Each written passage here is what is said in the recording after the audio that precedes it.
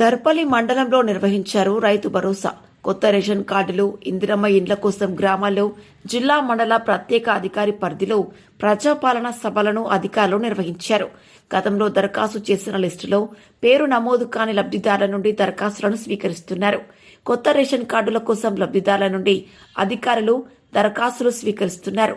సందర్భంగా జిల్లా మండల ప్రత్యేక అధికారి శ్రీనివాస్ మాట్లాడుతూ ఎవరూ కూడా ఆందోళన చెందవద్దు అని, అందరికీ రైతు భరోసా, రేషన్ కార్డు, ఇందిరమ్మ ఇండ్లు వస్తాయని, రాని వారు దరఖాస్తులు 2 రోజుల్లో చేసుకోవాలని, లేని యెడల ఎంపీడీఓ కార్యాలయంలో కూడా దరఖాస్తులు నింపి ఇవ్వవచ్చునని అన్నారు. మీ యొక్క సమస్యలను వినడానికే గ్రామ సభలు నిర్వహించాలని ప్రభుత్వం చేపట్టిందని అన్నారు. పేద ప్రజలు ఎవరూ కూడా నష్టపోకూడదని మరోసారి ప్రజా పాలనను నిర్వహించి దరఖాస్తులు స్వీకరిస్తున్నట్లు తెలిపారు. అధికారులతో గ్రామ ప్రజలు వారి సమస్యలను కూడా తెలియజేశారు. నిరుపేదలకే ప్రభుత్వ పథకాలు అందేలా ప్రభుత్వం దృష్టికి తీసుకువెళ్లాలని వేడుకున్నారు.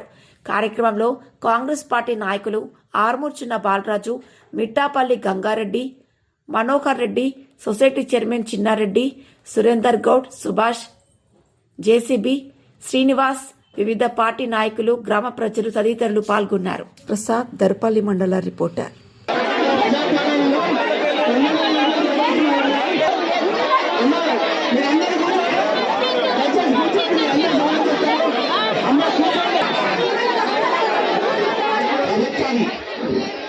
మన ప్రభుత్వం ఎన్నికల్లో హామీ ఇచ్చిన విధంగా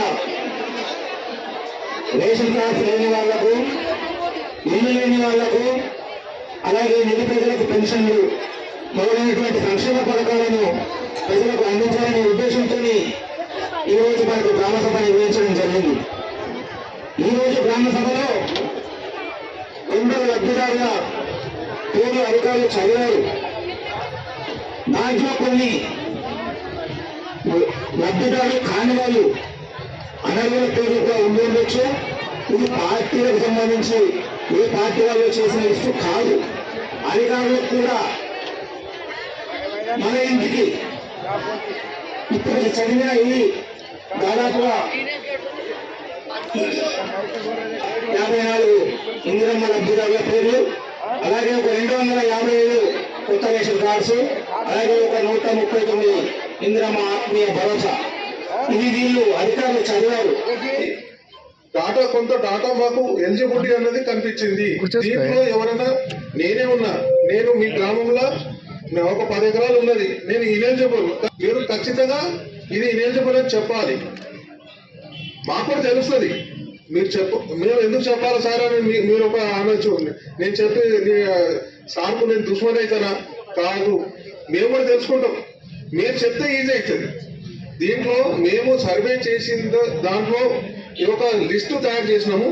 ఈ లిస్ట్ అనేది ఇప్పుడే ఫైనల్ కాదు, మీ అందరూ ఆమోదించిన తర్వాతనే ఇది ఫైనల్ అన్నప్పుడే మేము ఆమోదిస్తాము, అప్పుడు మంజూరు పంపుతాము. అప్పటిదాకా పంపము.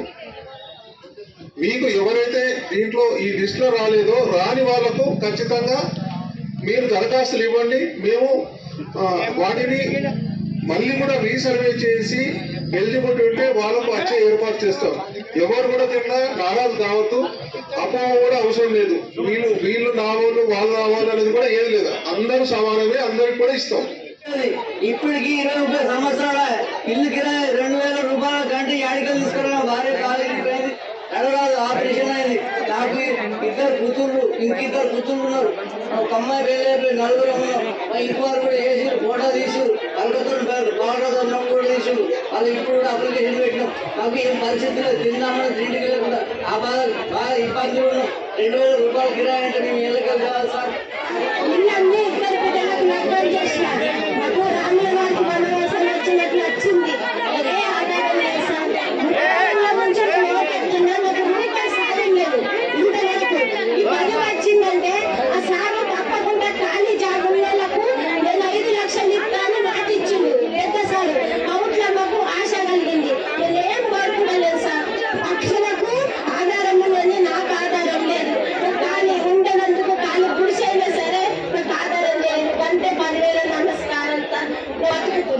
అందరికీ పేరు పేరున నమస్కారం.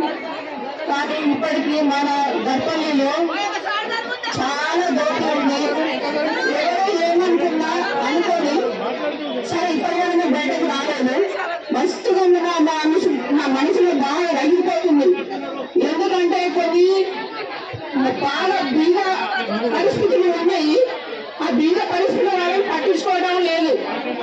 మొన్న